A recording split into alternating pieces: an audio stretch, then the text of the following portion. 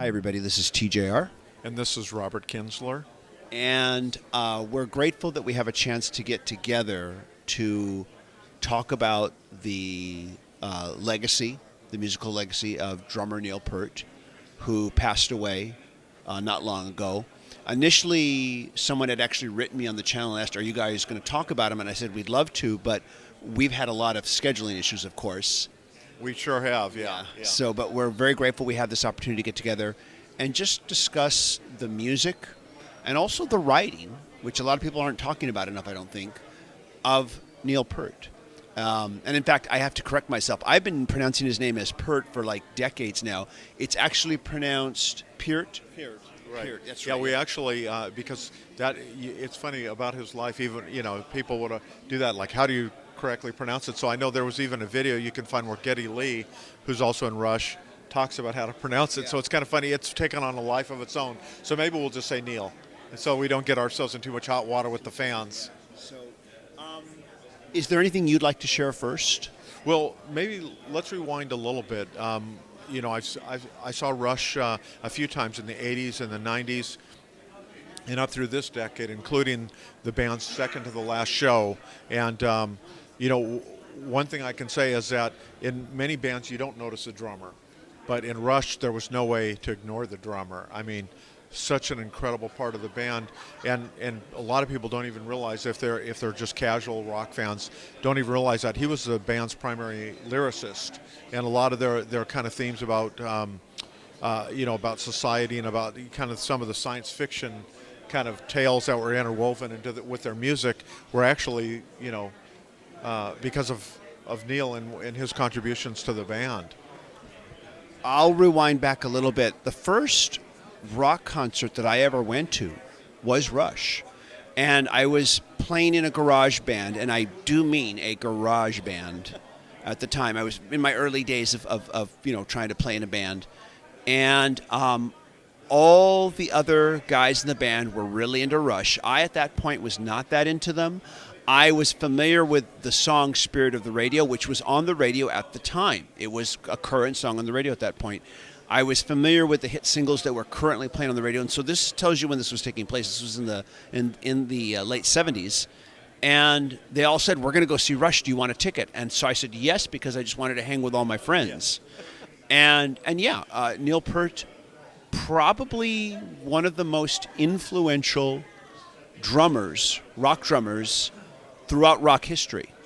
And I think off camera earlier you said, you've got some drummers who are extremely influential, like he said, probably the most influential drummer since Ringo Starr, who are on two opposite ends of the spectrum of how you approach drums in popular music.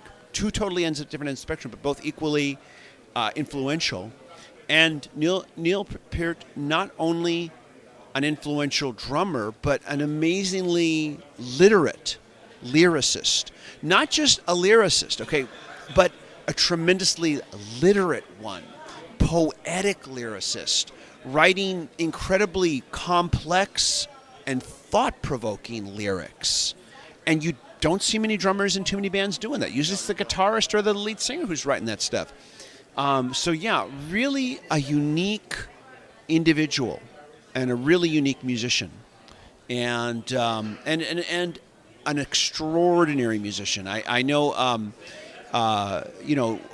Dave Grohl, who inducted them into the Hall of Fame. He said, I was reading an interview with him in Rolling Stone. He said we all learned from him, and that he was just the sweetest guy in the world. He's talked about when he first met him.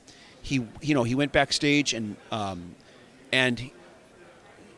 Neil Peart said to him, "Hi, pleased to meet you. Can I get you some coffee?" And he said, and he made coffee for me. And he said later they were having dinner with him, and he started to cry because his hero made coffee for him. But quite the story, and I recommend reading that, of course.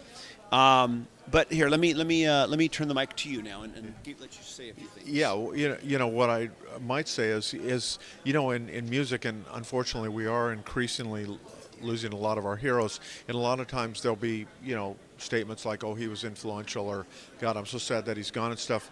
But with Neil, I think you got the genuine feeling like people were were kind of shocked and saddened. He had been battling brain cancer for more than 3 years, but there hadn't been a lot of word about it or about him since Rush kind of wrapped up their touring career in 2015. That's when I saw him at Irvine Meadows. I think that July 31st of 2015. Then they played a final show at the Forum. I think that was star-studded. But I think there's been this outpouring, and it's very understandable too, just how people are generally sad that he's gone. And I think you said it too, because he was such a literate and complex person that people really felt a connection. I have to say too, in addition to him being a great lyricist for the band, he was also a very good writer. I recently read Ghost Rider, Travels on the Healing Road, and this is kind of a memoir and a travel log that he did. In the late 90s, he lost his 19-year-old daughter tragically. She died in a automobile accident. Then 10 months later, his wife, common law wife, I don't know if they were legally married, but they had been together for more than 20 years. She passed away, and he was just devastated.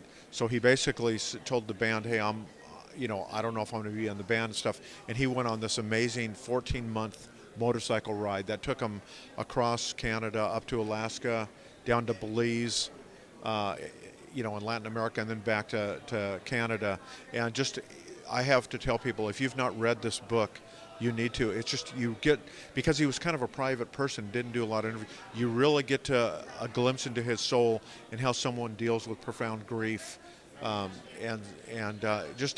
I really felt like I got to know him. I mean, you get to know him through his music, obviously, as a drummer, but it's him as far as a person. You really feel like you get that inside glimpse. And the name of that book is Ghost Rider, Travels on the Healing Road, and I know you can get it on Amazon. Yeah, great.